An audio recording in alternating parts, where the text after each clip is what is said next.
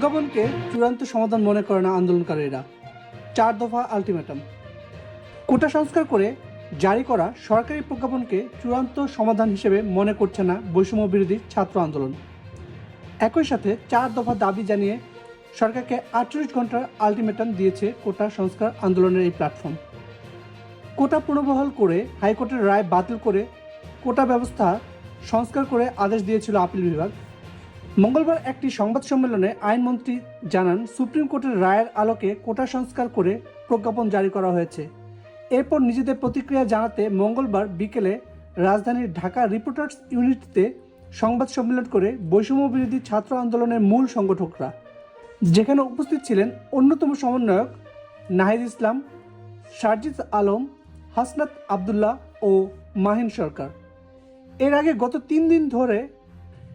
গত তিন দিনে তারা আলাদাভাবে বিভিন্ন কর্মসূচি ও দাবি দেওয়ার কথা জানালেও এই প্রথম মূল সংগঠকরা এক হয়ে বক্তব্য দিয়েছেন।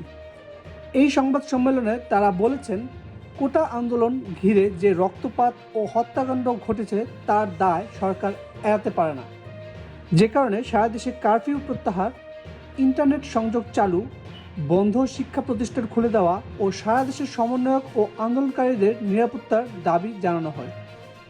এই 4 দফা দাবি বাস্তবায়নে সরকারকে 48 ঘন্টার আলটিমেটাম দিয়েছে শিক্ষার্থীরা। তারা বলেছেন, বেঁধে দেওয়া সময়ের মধ্যে এই 4 দাবি না মানা হলে তারা পরবর্তী কর্মসূচি ঘোষণা করবেন।